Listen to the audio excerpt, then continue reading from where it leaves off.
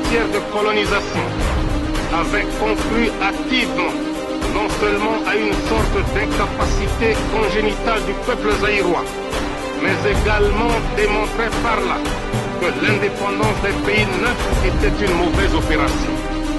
Nous étions présumés et jugés incapables de nous gouverner sans l'aide des colonisateurs.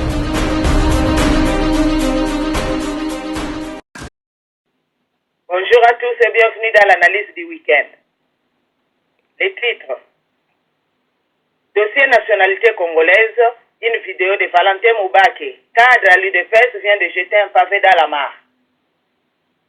Le deuxième vice-président de l'Assemblée nationale, Kombo Kisi, est mort. On va boucler cette édition du week-end avec notre page de divers. Bonjour Kerwin. Au nom de maïzo.com, je vous salue chaleureusement et vous dis merci pour votre fidélité à cette émission L'Analyse. Nayango toleki na premier sujet. Vidéo moko ezo circuler sur le net oyo Valentin Moubake alobi makambo ebele sur oyo etaleli nationalité congolaise. Tokosenga analyse na yo pe otia bato na contexte. Na matinée politique ya UDPS ezosalama mikolo yo, Valentin Moubake oyo azali conseiller politique Etienne Tshisekedi aprenaki parole et salaki speech na ye sur ba sujet ebele. Mais sujet mi balé et dominé speech na ye ou esali buzz makasi na internet. Ya liboso ezali dossier Panama Papers et puis dossier ami balé ezali nationalité ya Vital Kamerhe. Na kati ya video wana lobi que azalaki na Kigali na cadre ya accord pour na ko sauvegarder ba acquis ya dialogue intercongolais à Sun City avivaka na Kigali pendant 2 ans et kuna ba Rwandais ba bengaki ye akende na hotel moko boye ake kokuta ba grand ponte ya PPRD na batu oyo bazalaka ko crier agression Rwando-Ugando burundaise bazalaki wana etango ya komi bango bazalaki gêné caméra tuniye toi ici ye pas répondre caméra ke ngande mutu fona tuna yo nini ozosala awa et ba Rwandais babandi koseka etango bazali ko se retirer 2 personnes bayaki baye ko yamba caméra et babandi ko solola na ye na Kinyarwanda. Caméra apparemment gêné selon ye a répondaki na Kinyarwanda et Patrick Keregeya, oyo ba assassinaki en Afrique du Sud azalaki responsable ya ba service ya renseignement militaire ya Paul Kagame ayebise ke wana tataleki ya Kamere et que nakoki kopesa yo même adresse na ye awa na Kigali. Et Moubake na vidéo wana lobi asi aloba yango na Kinshasa dans une émission de télé na chaîne ya télévision ou devant Zakari Bababaswe.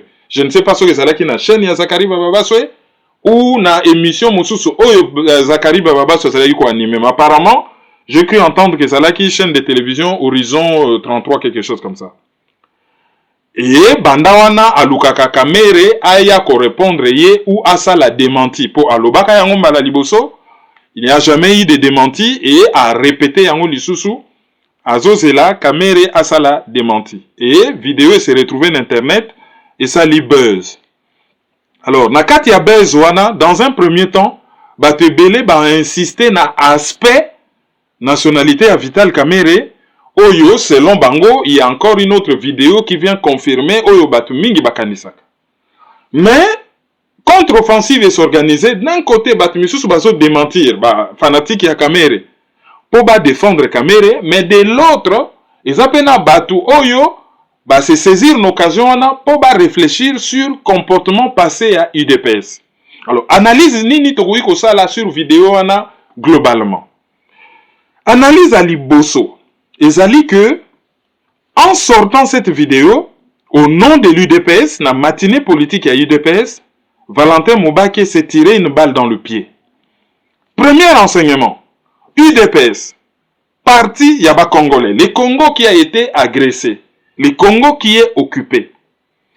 UDPS a signé un accord pour la sauvegarde ya ba acquis ya dialogue ya Sun City. dialogue ya Sun City aki nango ezalaki nini? Dialogue moko ezalaki na seul objectif ko-entériner ba visée hégémonique. Bato bazali ko occuper mboka. Ba occuper mboka ezali infraction. Ezali illégal. Tango bo agresser mboka, bo violer résolution 3314. Il y a 29e Assemblée Générale des Nations Unies. Il y a le 14 décembre 1974 où ils ont défini l'agression.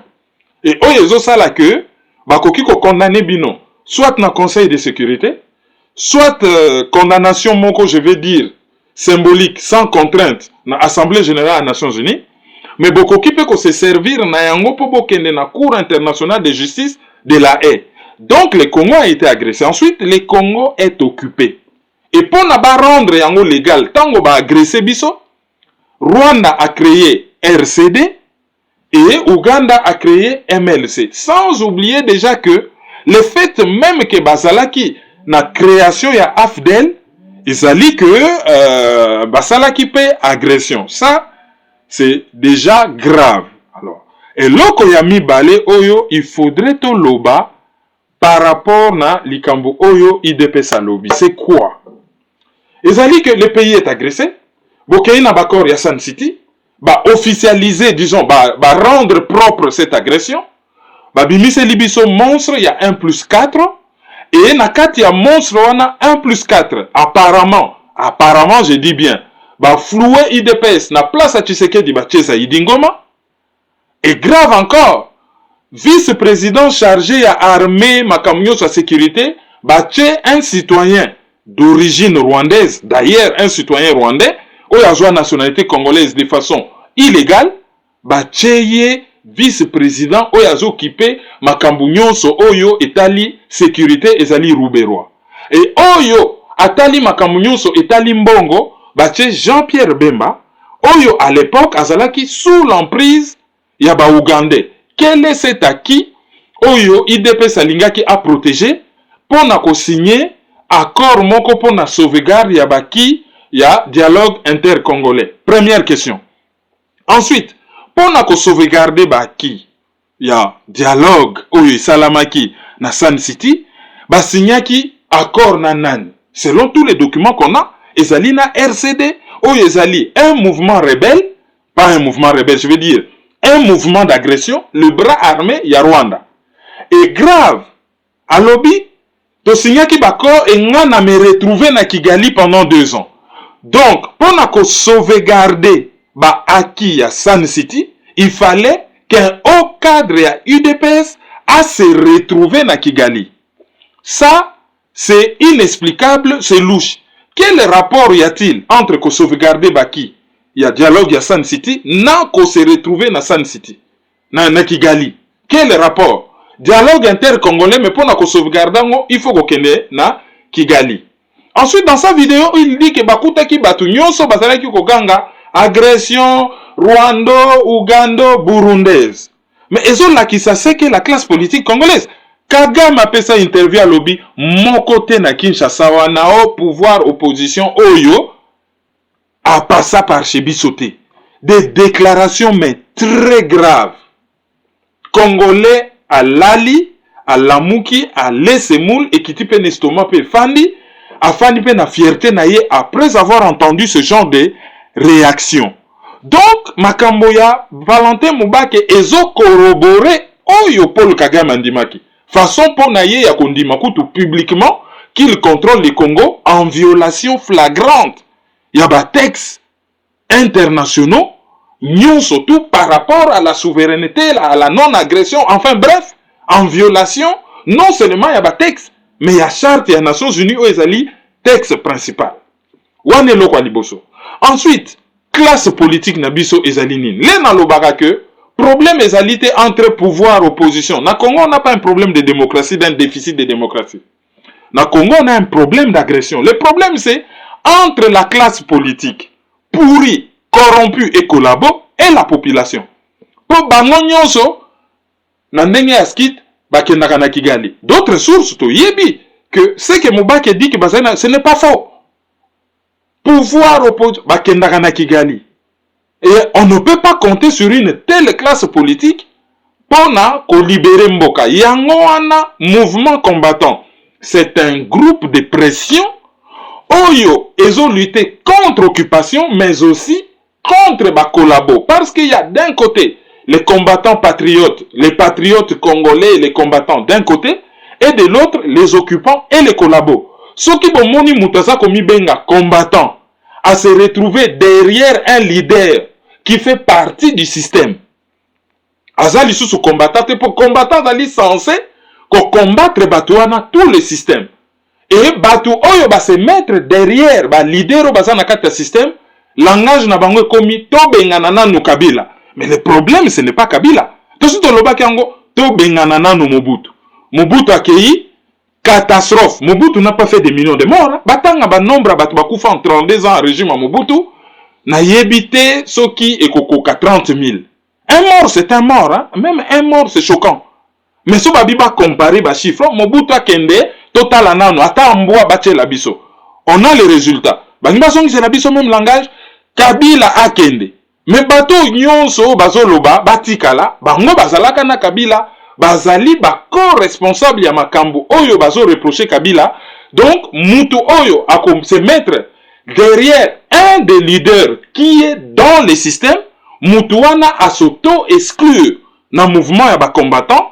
Bakoki koyoka yete parce que combat ezali li yotote que ozo sala mwa ba manzanza mwa ba makala babengi yo yaka mama tindi yo okei etinda oyo kozongo continuer li yoto combat ezali likambo ya olembi okwei bacheyo à côté na mafia kutu bozana cop o trahi ba bomio bacheyo à côté combat pe c'est comme ça olembi obimi na idéologie à côté otikali ofandi ezali te ke okangama parce que cette classe politique est pourrie. Première leçon, ya Makambo, ya Valentin Mubake, Yangouana, l'UDPS doit se justifier. Deuxième leçon, Mubake parle de Kamere. Balobi c'est faux, il n'y a pas de preuves, peut-être à Tangi Batubakoufa, mais tant que Mubake a salaka émission nakin, Keregeya était vivant. Keregeya était vivant. Et Mubake a Tangi Didier Etumba, il a cité d'autres noms. Ce qui va diffamer parce qu'il a tenu des propos publics, il faudrait qu'on dépose plainte. Non seulement qu'on dépose plainte, il faut qu'on ça la démenti dans les médias, qu'on utilise la forme où il a utilisé. Ce qui a commandé Makamouana dans les journaux, il faut qu'on ça la démenti dans les journaux. Ce qui était à ça la diffamation, il faut aller déposer plainte.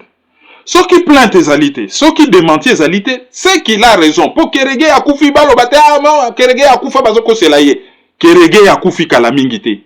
Quand Mubake a fait la première émission, parce qu'il n'arrête pas d'insister, que ce qui n'a qu'aussi Kamere a démentir, ou Aya basa la débat contradictoire, parce qu'il y a des témoins au pluriel. Pourquoi? Parce que l'Ikambo ya nationalité est ali capital. Vraiment capital. Alors, débat bangi bazonga nango sur le plan sociologique. Côté, ya botama na Bukavu, le problème n'est pas là. Avant de côté na dossier Kamere, je vais vous donner l'exemple de quelqu'un qui est connu. Nazu exemple wana po mutu wana yebana. Et yebana makasi. Yango nazu exemple wana. Chanteur Oyo Mombi, un des chanteurs congolais le plus connu dans le monde. Mombi a beta lisolo na biwa na lobi. Ba botama na Stockholm po mama na yazali suédoise, papa na yazali congolais. Ba yana kin ba fandaka mbala moko yindi. Tango yindi ezalaka guerre, Mombi a comprendre ta zalaki mwana muke. À mon ambassade, il y a Suède, bah, juillet, bah, transféré direct na Suède, bah, tché écoute une école. Et bisope to yebi famille moko yo, bah, yaka kozwa ndenge wana, batu mwindu to salaka na bango, nzoka nde na bomona ba botama na Canada, ambassade à Canada yaki kozwa bango. Mombi alobi avivaki yango avec joie que bah, tché en sécurité, mais un peu comme une injustice, comment bazali na même famille, yé à se retrouver na Suède, et que bandeko na ye bakoki ko bénéficier na même protection que yeti. Pourquoi? Parce que Azali n'a pas origine pas suédoise. Alors, Mombi est-ce que ça congolais, ça congolais? Alia Kapondu, Alia Kapondu. Alors, Bakalingala, Talo Bakalingala. Tant azo tambola na monde entier ko betaka ba concert aux États-Unis, c'est un des chanteurs congolais azana accès na ba star mondial. Nyonso so Mombi n'est même pas présenté. Mais atambolaka partout na drapeau ya Congo. Na sina sala na interview na RFI. Atambolaka partout na drapeau ya Congo, na kombo ya Congo na munoko. Parce que ce sont pays. Mais mokolo kaka mombi akoloba linga comme président de la République. Donc on rappelait que Mombi c'est ton pays. Commissaire des zones, PDG, chanteur, tout ce que tu veux. Mais ce qui constitution indimité que Moutou Oyo azali na nationalité suédoise. Même ce qui makila culturellement azali congolais a comme présidenté. Ben Mombi okoki comme présidenté. Na koki pe kopé cet exemple wana Patrick Mbeko c'est un Canadien. C'est un problème juridique. Et, pour Kagame, Kamere, la question est toute simple. Kamere, il y a 3 vidéos sur Internet. Il a affirmé haut et fort qu'il a terminé ses études avec son prénom dans son diplôme. Haut et fort. Première émission aux États-Unis. La question était précise. La question est na loi est ko interdire. Ndenge nini yo. Question est qui précise, à Yokaka français, il avait compris la question. Ote surnom na campus kuna na homme batako bengoni. Non. Question est précise, il a répondu. Na deuxième interview, alobi non, ngana loba yangote. Mais kaka le razo poursuivre, tango ba bengi biso na bingoto, na amphithéâtre Léon de Saint-Moulin, a proclamé, a distingué Vital Kamerhe. Na prénom na kati, bingoto a bengi na prénom na kati, yangona na acte na ya nomination comme assistant, bakomaki Vital Kamerhe po bingoto par magie abengaki Vital Kamerhe. Et baeko tuna ye na gari iwele alobi soki interview nga na loba ndenge wana ezali na kopesa yo kaka ndako moko nga naza nango. Ti lelo apesa ndako te. Baeko tuna ye pa Roger Musanji asiliki alobi ezalaka lapsus lingué. 3 fois pendant 3 ans ya sali lapsus. Parce que loi wana ya 1971 non seulement epekisaki ba prénom mais epekisaki basi balata pantalon, epekisaki mibali balata costume, disons veste na cravate, yango to koma ikolata bakos, kitambala, liputa et tout ça, et loi nezali mwa munene. Et pona atelemelaki yango, un des hommes le plus puissants du pays à l'époque, Cardinal Malula, ba exilaka ye na Rome. Privilège nini Kamerhe azalaki na yango, ye basala ye rien, pendant que lui, il avait son prénom dans ses documents officiels, pendant que c'était interdit. Ba diplôme na en ligne à lobby yete bachelaki. Dois-je remettre les clés de mon pays na mutu oyo a yebi ko bate la diplôme na yete n'importe qui a côté la diplôme en ligne. Et si koyo, comment expliquer que yé à lobby il a fini ses études avec son prénom mais ba diplôme bachelaki en ligne et ça n'a prénoté. Et de ce côté-là to yebi que Photoshop et koki ko sala ba miracle. On ne dit pas qu'il l'a fait. Photoshop et koki ça la miracle. Donc le problème il est juridique. Ce n'est pas abotamana qui voit à kola. Bapes exemple ya Mwami. Oui, balobi tatane bakunda na Gombe mais Mwami n'a pas lobaki ke bakunda kuna na Bukavu. Ezali na ba contradiction. Mwami azoku misa Kabila. Kabila oyo certaines personnes soupçonnent que azali à l'origine ya makambu oyo et les Kanakiv. Donc le problème il est juridique. La réponse sera juridique. A expliqué Bato avec quelle nationalité il a étudié. Pourquoi il avait adopté pour cette nationalité-là et a récupéré la nationalité congolaise quand? Et pendant qu'on récupère la nationalité congolaise, il faut qu'on commet la présidente de la République, à PCO Yango par ordonnance présidentielle, et les ordonnances se trouvent dans les journaux officiels, à brandir journal officiel, et là, question qu'on comme à Moussoussou, c'est qu'il ne sera plus congolais d'origine pour à récupérer la nationalité, n'a qu'on récupérer, ben, on est commis peut-être naturalisation ou je sais pas moi, mais, Azali sous na condition article 10.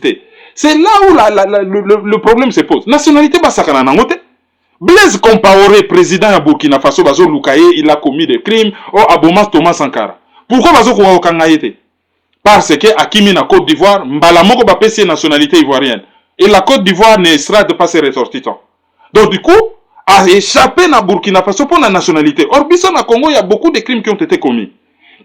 Ba oyo baza na ba nationalité américaine britannique ezali ba état de droit bako landela bango awa.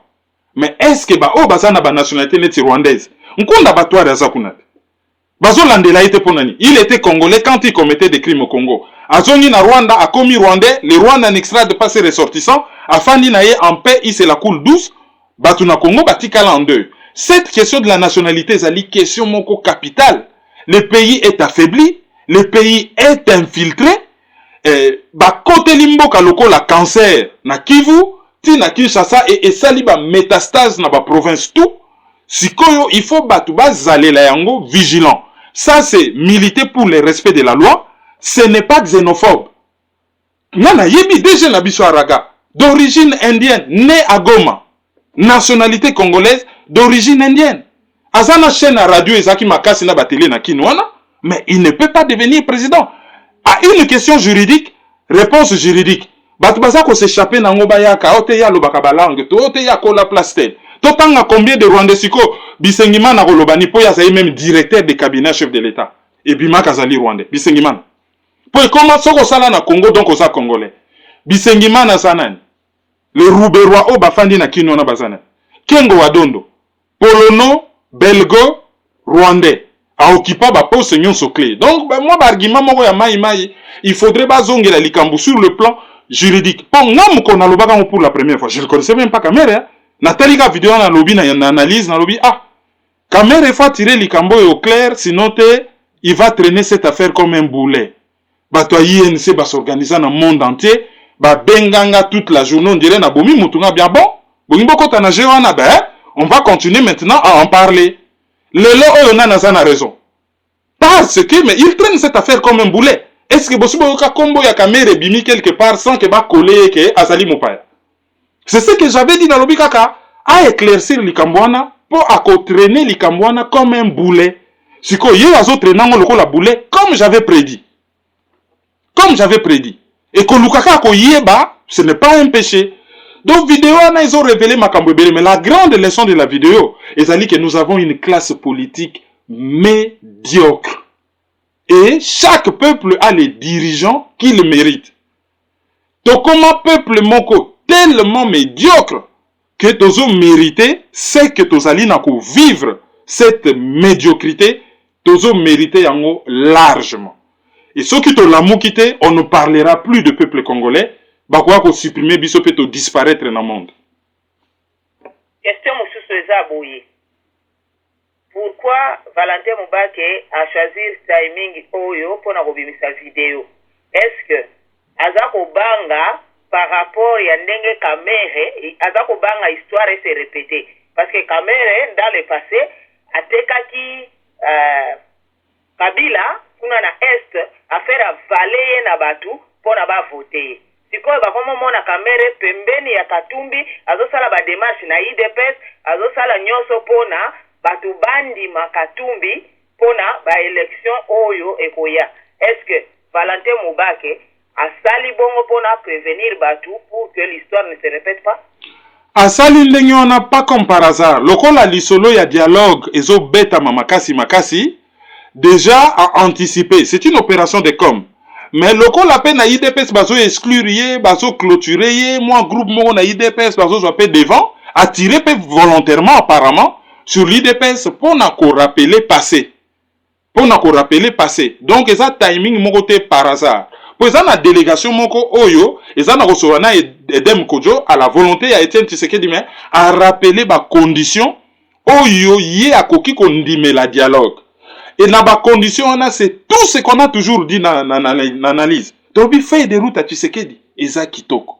Mais, il y a que Kabila a obéir na feuille de route ou anapo. Kabila a benga dialogue. Pour naïe, c'est même pas une question de vie.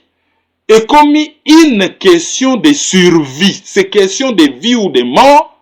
Vie physique, vie politique. Il faut soit, vous voyez, un dialogue, vous qui a continué. Soit, vous glisser. Or, IDPS a yebi yango. O sali fait des routes à Kitoko. Mais nous, on dit les autres que Kabila ko obéir. Or, tant qu'on bazo jouer na ye, o saye à la souris, mbula mbeleki, Kabila sali na ko mettre déjà en place plan B na ye sali nini, glissement. So ki ba ye na dialogue, ye a leki c'est bon. Mais so ka leki te, plus ce temps ils ont les cas, plus tozo ke na crise institutionnelle, ils ont arrangé ye. Et ensuite, les riazo betaka glissement on a, azo profiter pour na, a former batunaye, à s'équiper dans armement, à s'armer, et IDPS volontairement ou involontairement, Azali n'a qu'à jouer rôle et accompagnement parce que il suffisait loba yo to yebio. Oso yibari biso l'élection to boy na biso ba masolo na wana to yebi eza na ngobaje ba passer kaka na ba action mbala moko to sila na mbala moko. Mais l'air kaka ote lelo lobby Feuille de route, c'est bien bon, hein, bato nyonso so batanga on se kitoko. Mais quand question to tunaka, yango to zozonga. Est-ce que Kabila zana obéir na feuille de route wana? Non. Alors, va promettre le 24 avril une action. Ce que simbite, on verra ce que ça va donner le 24 avril. Mais le col là basali congrès te, bazo kenda nord dispersé, t'as la sortie à Moubake. A tirer sur caméra. Muto yo bango bazo mona dangereux, oh ya sa komi na pasi na yo, pasi na nga na Félix, na Katumbi ensemble, Katebe Katoto, oh ya zalaka na RCD, oh yo basignaka bakor pour sauvegarde, ya bakor cadre ya Sun City. Ozo mona toujours batu nyonso bazali lié à yepebu pour na se faire entendre, à crier un peu trop fort, à tirer une balle sur une balle politique sur Kamere, allez, à Kamati l'autre balle politique, à retournant vers propre parti, allez, Kamata et Bimi. Donc ce n'est pas par hasard, c'est de la com, il n'est pas bête, il sait ce qu'il fait. Mais tu retenir le logomoko. Ce que Zalaka Moutabandundu, Yaba Congo, Équateur, Alobaka Makamba Kamere, ah, Bino Bata Est, Bobengi Biso Barwande, Moutouana Zoloba Moubake, c'est quelqu'un de l'Est, hein. Siko Bakoloba Nini. Pour exemple, Mouta Est et Mouta Lobiango. Sikoyo Bakoloba Nini. Abengi Bashi Nyoso Barwande. Pour docteur Mukwege pas ali mouchi. Moi politique on a ba mouchi bo simba te so te bobengi biso. Non. On parle des caméras qui ne représentent pas tous les bâches. C'est un mouchi comme tous les autres, il ne représente pas tous les bâches. Il n'a qu'à répondre à la question juridique pourquoi il a fini ses études avec son prénom dans ses documents conformément à ses propres déclarations. Deuxième sujet, le deuxième vice-président de l'Assemblée nationale, Kombo Kisi, est mort. Deuxième vice-président de l'Assemblée nationale, Kombo Kisi, a koufi. Bato babosani histoire na ye, tozo rappelé kakake, azali élu ya IDPS. Tango Tshisekedi alobi ba kota na parlement te, ye a kota ki na parlement. Et tango, bazo luka ba voté bureau définitif ya parlement, boyebi na parlement zalaka avant ba voté bureau définitif, ezali bureau provisoire mte organisa kabe élection. Et bureau provisoire ba constitue kango ndengeni, bazwaka doyen assemblée nationale azali président et le deux vice-présidents ezalaka le deux cadets. Il y a une conférence nationale to se retrouva na jeune homme moko ya 20 mains qui devait avoir 18 ans, ezalaka jeune fille moko mone mwadi na jeune homme moko komona yo azabanga, babimaka ba vice-président ya papa oyo azalaka président à conférence nationale à l'époque. Nabosani kutu kombo na yo azali koloba peuple, vous voyez, si je n'accorde pas d'émotion, oh, il n'accorde pas d'émotion. Donc papa wana balanda ka même procédure. Donc sikoyo mutifala bima président provisoire et assemblée nationale ezalaki PPRD Mwando Nsimba. Mais pour na kaka ba prouver que IDPS aza na parlement, bazo luka légitimité, oui, IDPS pas na ba poste azo participer, ba sali soki miracle, mbala moko Mwando Nsimba komi leki ya Kombo Kisi. Oriem tazali doyen. Basali ba miracle ya PPRD, bâton magique ale. Mwando Nsimba komi leki. Ba lekisi, papa oya uti kokufa, ya komi président ya Assemblée nationale et ayeko organiser ba élection. Oyo, président ya Sika, ayeki kobima. L'actuel président, c'est d'ailleurs Robin Minaku. Juste une parenthèse, batuna qui est question orale sur scandale Panama Papers. Les basisi ko tuna question, alobi bon, sur ce on clôture le débat valabilité, mais on peut s'y répondre. Il y a lobby, il y a zana sensationnalité. Au dossier on est dans l'ikamba sensationnalité, ça les dossiers, il est là, batuni question, faut qu'on réponde. Ce n'est pas du sensationnel. Les ali ba document prouvé et bimi, ce n'est pas du sensationnel, il fallait pas répondre. Il y a le bio, bon, lui il n'est pas dans le sensationnel, tout le monde est quand même bizarre. Donc papa ya Koufi atikali na histoire avoir désobéi à son président Etienne Tshisekedi, ba utiliser ba commissaire doyen Assemblée nationale et poste yango azali na mandature, hein. Tout est vanité en fait. Accueilli, tout est vanité. En attendant, son nom etikali sale na histoire. Na Norvège, ba collabo nyonso ya deuxième guerre mondiale. Ba déclara bango que oh nyonso bakima libanda bakoki kozongaka jamais na Norvège et na place moko ya munene ya Oslo. Bacha bakombo ba collabo nyonso oyo bango na bana na bango na bana ya bana na bango bakoki kotia makolo jamais na Norvège, bakota na histoire ya soni ya mboka. Et bato ebele na Congo bazokota na histoire ya soni ya Congo. Ndenge wana, nous on présente les condoléances les plus attristées à sa famille, mais je me demande Ndenga Koufi s'il est fier de lui. Olekina ba divers, Une Congolaise mère seule, en compagnie de ses enfants en bas âge, à 3 en France. Na ville ya 3 na France et bana makasi po na ba solde yo esala makakuna. Ville ya 3 eza na Congolaise moko kombo na ye Marie-Louise ou Marilou Makengo, Madame Ngoma, Madame Ngoma po azaki une instance à divorce. Zalaki na ndaku na bana na ye mibale, moko ya 5 ans, mosusu ya 3 ans et akufi d'un arrêt cardiaque. Une semaine bana balala ne bembe na ndaku. Tina niveau ke bembe bandi ko pola, mai ya ebembe ebimi na se ya porte, ba voisin ba yoki solo, ba bengi ba pompier. Auto école bengaki ya, la maman elle dort. Papa bazali en instance de divorce, azali banda, bon, rapport ezaki un peu tendu, il n'était pas en contact avec les enfants. Et autopsie epesi ki azalaki na cancer, apparemment, tokota na ba détail état de santé na yete, bon, je suis désolé, mais c'est publié comme ça, publiquement, babi azalaki na cancer généralisé ya yebakite, bon, voilà. Elle est morte brusquement. Bon, ezali mawa, yango aza na famille en France, aza mona suka. Yango so aza na ndeko na yo awa na poto, même en Afrique, de temps en temps, moi ba unité ne fût que une fois tous les 2 jours, ko benga, ko yeba moi ba nouvelle, bolali boni, bolamuki boni, to koma na ba téléphone illimité. Hein, boni kuna po talakaka. Vraiment, ça fait l'actualité, ça blesse, ezo sala pasi. Et quoi les libiso na communauté na ndenge ya mabe, vraiment la diaspora congolaise de France est en deuil. Et puis une mauvaise nouvelle, na Canada, ezali na jeune homme moko na Montréal Nord, na repé sa prénom na yete, nom de famille Chilumba. Apparemment, selon les infos, dragaki fi moko fi wana boyi le lendemain zongi a Cheyembeli, fi yango akufi. Alors, c'est à la justice de faire son boulot parce que jusqu'à preuve du contraire, il est présumé innocent. Jusqu'à ce qu'un procès régulier, contradictoire, équitable, tout ce que vous voulez, ait prouvé sa culpabilité. Donc, on peut ces informations, on a entre guillemets, avec toutes les réserves d'usage. La mort du prêtre Benoît Kinalegu. Prêtre moko komo na ye Benoît Kinalegu, azali kuna na district ya Dungu, azali ayebana lokola abe Vincent Machozi, yende mutali boso a dénoncé na monde ba dégâts nyonso armée de résistants du Seigneur ba Ougandais bazalaki ko sala na province orientale. Pona mukilio ezaki ko kangamisu ko sala semblant ya ko yeba te. Eyeba penda ke ba dégâts moko grave, ba lèvement, ba assassinat, ba nini ezalaki prêtre wana. C'est un grand homme na province orientale na niveau moko. Après Vincent Machozi et après ba Monseigneur Kataliko, ba Monseigneur Muziriwa, lelo oyo, prêtre wana pe auti ko kende, ezalika ko allonger longue liste, ya ba perte oyo tozali ko subir na monde ecclésiastique congolais. Auditeur du jour. Auditrice du jour, ya lelo ezali Vero Bolinda, quelque part dans le monde. Yango to komi na suka ya analyse à week-end, to kosenga o rappeler ba contact à site quelques communiqués pour to kabwa.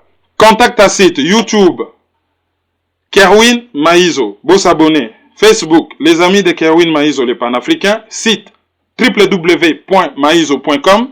Téléphone Lika Mobile France 0033 758 469 414 pour na bateau balingi ko charger en po izali abino.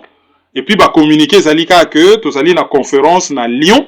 Adresse zali na analyse outi koleka et puis na analyse le 28. Boya et Belé tokosala une conférence sur le Congo. Bah après, il y a quelque chose qui se prépare pour l'Italie. Et puis le 2 juillet, c'est Bonn. Et normalement, le 1er juillet, c'est Londres. Voilà pour na coordonnées ya site. Et merci na ba site nyonso. Oyo bazo relayer biso lelo tokotanga Haute 243 na Congo Synthèse. Merci, au revoir. Au revoir et bon week-end à tous.